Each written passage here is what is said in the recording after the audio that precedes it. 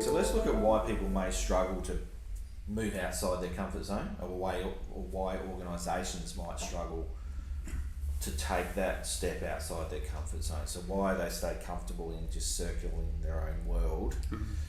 So what are some of the key things that we've identified that organisations struggle to take that first step with? I think some of the early struggles are around just the sheer recognition of the fact that there's a need for change, particularly if the organisation's performing well. They may well have had regular years of success over a reasonably long period of time, and so therefore they may not necessarily recognise either that there is a need for them to change, or that the opportunity that the change will present if they could move their organisation to the next level of cultural maturity. So it's just being comfortable enough in the current performance rate rather than actually sitting back and seeing what's possible. Yeah, it's not realising where they could be if they actually moved up into a different level of cultural level.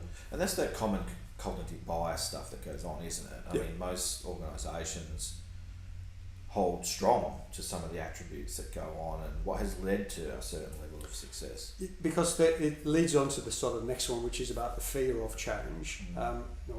Change in itself is a challenging process, and it's not without the potential for things to go wrong. And as we said earlier, organisations have to be comfortable with the potential for failure.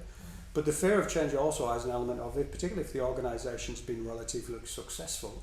If we change, does that mean that we keep the level of success that we've got? And that in itself is enough of a fear factor for some organisations. You think about some of the activities you get into with leaders on site.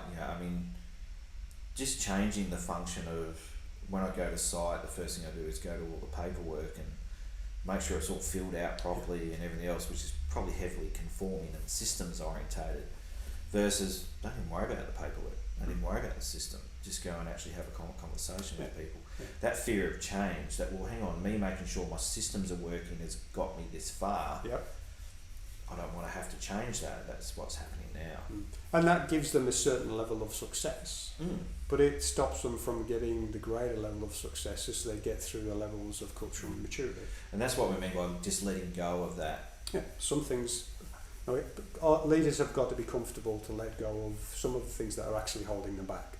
And part of this is working out what those things are, and then generating the environment where that comfort level is such that they can let go.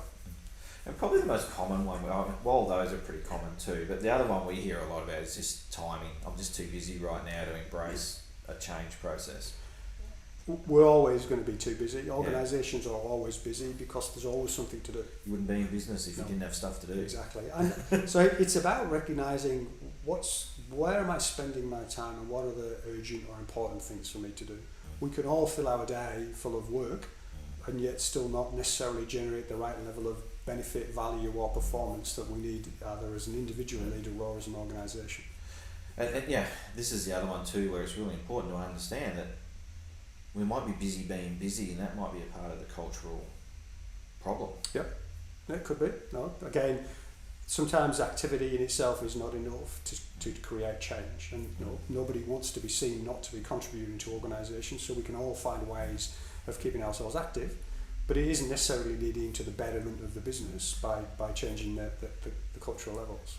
And safety cultures, we've all seen that. We're doing a million programs, we're doing lots of different things, and we're busy running, doing all this stuff, but what's it really contributing to? Is it achieving, is it making the change that the business or the individual leaders want or expect it to?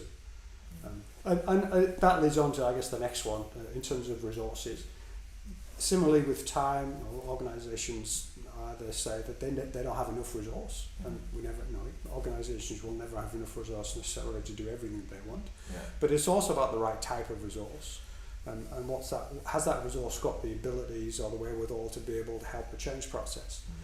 An organisation is created to do a certain type of thing. They're in hospitality, or they're in transport, they're in medical, or they're in resources or construction. They're there to build things or to make things or to produce things or to provide a service. They're maybe not necessarily there to develop and evolve and drive leadership change or culture change programs. Personal development. So it's about recognising that in embarking on these journeys, part of the key things is to engage with the right type of organisation who've got the right side of resources to help them transition through the journey that they want to be on. And the other one is just sometimes clarity. What is B-Space? Do we even know what it is? Can we describe it? Do we know what it looks like? Yeah. Because if we can't do that, how do we expect the rest of the organisation to be able to get there? Yeah. So it's hard to take a first step to somewhere you don't know you're going. Yeah. So We have to be able to stay take a where we picture. are. That's right. It's easier to stay where we are.